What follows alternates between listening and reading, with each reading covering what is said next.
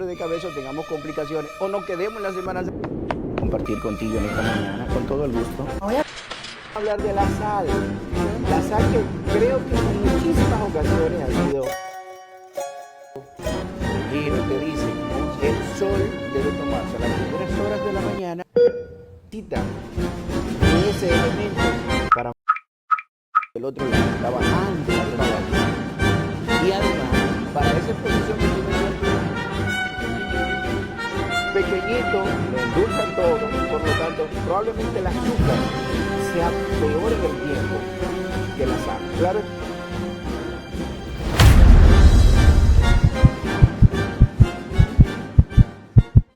Seguimos con esta tercera parte de estas intervenciones denominadas serie infarto. En la primera y segunda parte quise describir la parte fisiopatológica, o sea, cómo se forma una placa de ateroma en la arteria. Luego, en la segunda parte, le describí qué hacer con esa placa de ateroma o con el coagulito que se puede formar sobre ella cuando se rompe una placa de ateroma. Y en esta tercera parte vamos a ver por qué hay personas que hacen dolores atípicos, diferentes, y por qué hay personas que hacen infarto sin tener una placa de ateroma y una obstrucción. En esa segunda parte, como le digo, le mencioné qué hacer con esos pacientes que hacen un infarto en un lugar donde no puedo dar el tiempo o la respuesta para hacer una intervención coronaria percutánea temprana, rápida, entre 60, máximo 90 minutos, aplicar ese medicamento denominado trombolítico, que es para lisar o desbaratar el trombo o el coagulito que se formó sobre la arteria. Y si después que se hace realmente la trombolisis, sea exitosa o no exitosa, ¿qué hacer con ese paciente?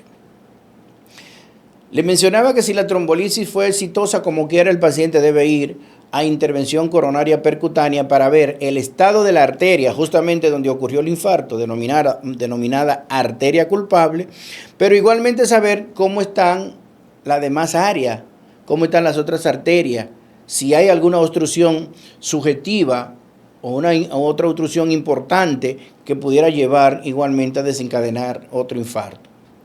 Eso significa entonces que las guías recomiendan que aún el paciente se le haya realizado una trombolisis, sea exitosa o sea fallida, el paciente va a cateterismo para conocer su anatomía coronaria y ver qué hacer de ahí en adelante.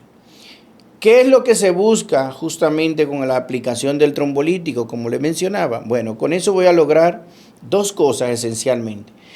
Voy a disminuir el tamaño del infarto en ese momento por el tiempo, porque en cardiología y hablando de infarto hay un axioma que dice que el tiempo es músculo. ¿Qué significa eso? Que mientras más tiempo me tardo en ayudar a que se restablezca el flujo de sangre hacia el área que está comprometida, mientras más tiempo duro para que eso ocurra, más células se dañan, más área del corazón se daña, y mientras más área del corazón se daña, pues más posibilidades hay de una complicación.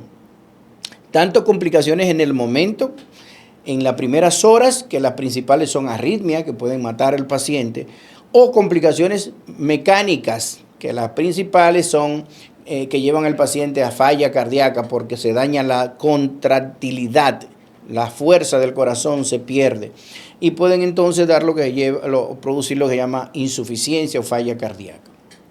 Eso significa entonces que lo que tenemos es que ver qué tan rápido tenemos en el entorno para decidir qué hacer, sea aplicar trombolíticos, si voy a tardarme más de 90 minutos en colocar el paciente en una unidad donde exista la posibilidad de una intervención coronaria percutánea, o si tengo justamente una unidad cerca disponible para que me dé un tiempo, puerta aguja, se llama, llegada del paciente y penetrar su cuerpo para abrir la arteria, que ese tiempo puerta aguja igual sean 60 minutos idealmente o menos de 90 minutos.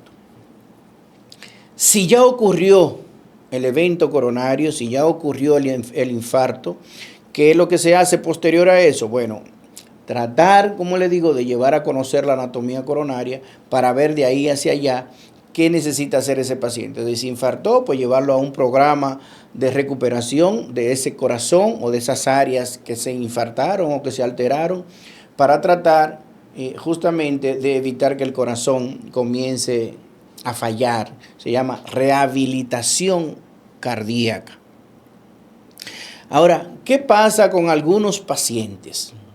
Principalmente pacientes que son diabéticos de larga evolución, personas mayores de edad, personas de la tercera edad, envejecientes, que a veces no hacen ese dolor tan típico que nos ayuda a nosotros a identificar y a pensar rápidamente en infarto, sino que hacen a veces otro tipo de manifestaciones, un mareo, una falta de aire, un dolor en la boca del estómago, o sea, un dolor epigástrico se llama, y entonces ahí le toca al juicio del médico. Hay pacientes, los diabéticos esencialmente a veces no hacen un dolor de la magnitud que uno espera, entonces ahí le toca al juicio clínico definir rápidamente si lo que tiene por delante podría tener que ver con una enfermedad coronaria o tendría que ver con otro tipo de patología, sea del tubo digestivo, sea del esófago, sea del estómago, o sea de otra, a nivel pleurítico, pulmonar, o sea de otra región que no sea obligatoriamente del corazón. Igualmente, a veces las mujeres tienen dolores un poco atípicos, a veces dicen nada más que hay una punzada, no hay un dolor tan característico como una espera. Y hay algo sumamente interesante, y ahí quizá voy a meter estos temas tan penosos que han sucedido recientemente en nuestro país, donde ha habido una situación, una tragedia nacional, donde muchas personas han perdido seres queridos, personas muy cercanas, esposos, hermanos, hijos, amigos. Y eso, lamentablemente, tenemos que aprender también a manejarlo, porque hay personas que pueden hacer lesiones de su corazón, que pueden hacer infarto sin enfermedad en sus arterias coronarias y sin haber lo que le mencioné en la imagen que está puesta aquí, sin realmente presentarse todos esos elementos de esa placa de ateroma que se va desarrollando a través del tiempo hasta llegar a hacerse obstructiva o a romperse en un momento dado. Son pacientes que pueden hacer infarto realmente sin una enfermedad obstructiva real. Y hay una patología claramente definida, hay una patología del corazón o un infarto al miocardio denominado miocardiopatía de estrés o enfermedad de Takotsubo.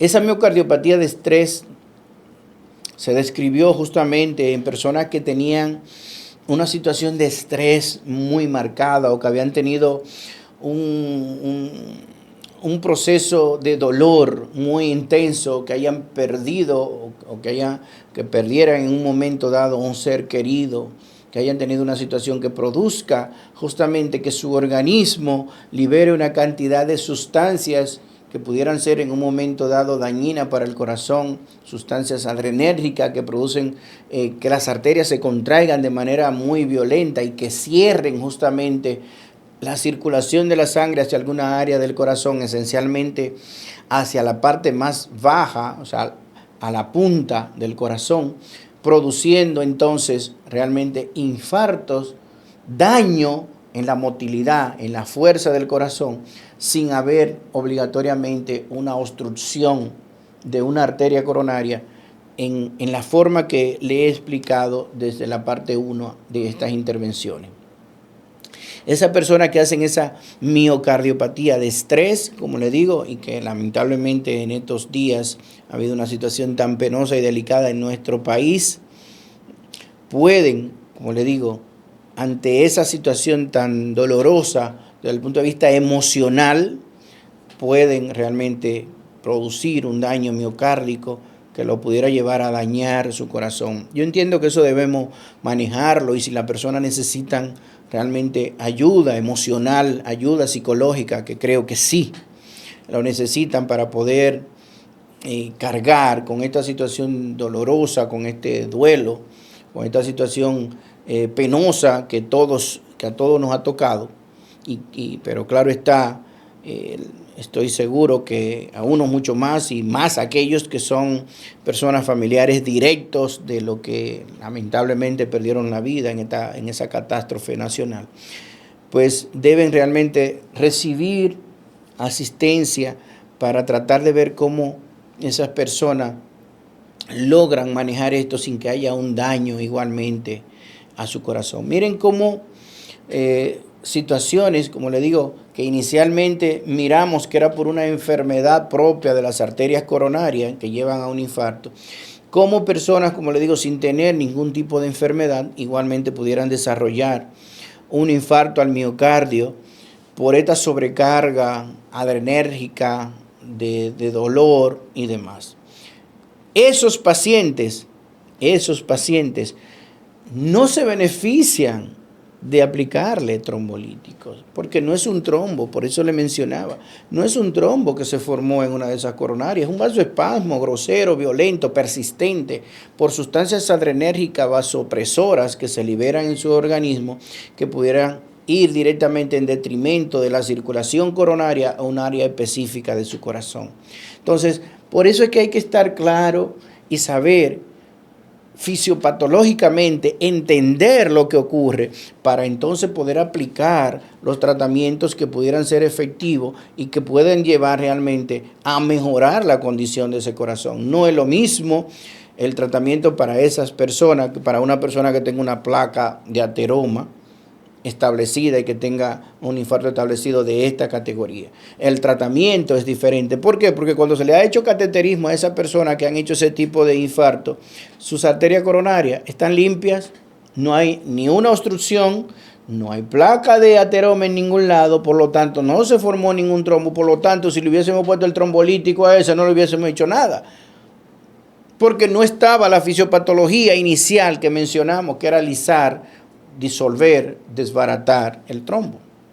Entonces miren cómo se van encajando realmente los procesos, y hay que tener, qué sé yo, un poquito quizás de cuidado al hablar de manera global de estas situaciones, porque miren cómo le he puesto varios escenarios en los diferentes acápites de esta serie, hablando de fisiopatología del infarto de manera regular, qué hacer si realmente el infarto tiene o pensamos que hay una formación de una placa con un coágulo, qué hacer después, cuándo aplicar trombolítico, en qué tiempo, y cómo la manifestación de un paciente a otro también puede variar. Pero cómo puede variar también la fisiopatología de la producción de la misma patología. Fisiopatología diferente, pero con un resultado al final de un infarto. Entonces, por eso es que hay que estar claro al momento de hacer conjetura e intervenciones, a veces públicas y muy amplias, quizás un poquito agresiva y quizás incluso dirigida a alguna área específica, quizás sin tener todos los elementos para poder llegar a una conclusión lo más clara, lo más certera posible, lo más real posible y lo más honesta posible. Siempre le digo que lo más importante es que ustedes vayan al médico, que ustedes se sientan cómodos, que tengan empatía. No tiene que ser Juan, Pedro, Antonio, al que ustedes se sientan confiados, que tengan empatía, que se sientan que realmente hay una confianza bilateral, que usted va a hacer lo que el médico le dice porque usted cree realmente en eso. Pero no tiene que creer tampoco acérrimamente. Usted puede, en un momento dado, si necesita buscar una segunda opinión, busque una segunda opinión. Ahora, yo le digo a mi paciente sí, siempre. Si usted sí va a buscar una segunda opinión y usted va a buscar yo soy cardiólogo internista. Si usted va a buscar una segunda opinión, usted va donde otro cardiólogo internista. que tenga más o menos las mismas cualidades desde el punto de vista médico, técnica, profesional, para que estén hablando más o menos el mismo idioma, pero no vayan de un cardiólogo y después vaya a buscar una segunda opinión al médico general o al internista nada más, porque probablemente entonces no va a haber como el mismo proceso de entendimiento y las informaciones tan acabadas entre uno y otro profesional de la salud.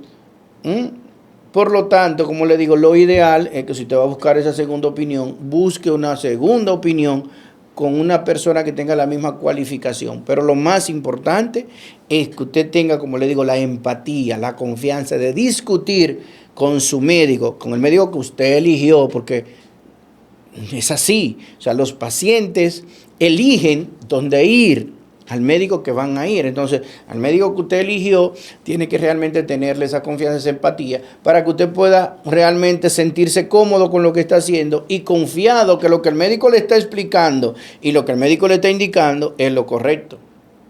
Porque de lo contrario, entonces, probablemente el médico le puede indicar lo mejor del mundo, pero si usted no se siente en la confianza, en la empatía con ese médico y que el médico tiene las capacidades y que el médico no le está diciendo la verdad, usted entiende eso, entonces obligatoriamente tiene entonces que cambiar de doctor. No importa, como le digo, se llame Juan, Pedro, Antonio, Rafael, usted va donde el médico que se sienta confiado. Así que este es el último programa o la última parte de esta serie de Misión Infarto, para que tuviéramos más o menos claro. Siempre le pido a mis pacientes que me digan de qué quieren que le hable en mis intervenciones. Esto me lo pidieron varios pacientes en la consulta, que lo hiciera así más o menos detallado para tener una idea. Hay alguien en particular que me mandó incluso una intervención de una persona en un canal y me dijo, mira, me gustaría que hable de esto porque realmente hay cosas ahí como que no entiendo bien. Ya se lo mandaré esta información para que lo vea, lo revise. Y si tienen algún comentario pueden dejarlo realmente ahí en el canal. Y yo con todo el gusto, cada vez que haga una intervención, pues buscaré la forma de contestar lo mejor posible las dudas que ustedes tengan dentro de mis conocimientos. Soy el doctor Josué Pichardo en Misión Salud.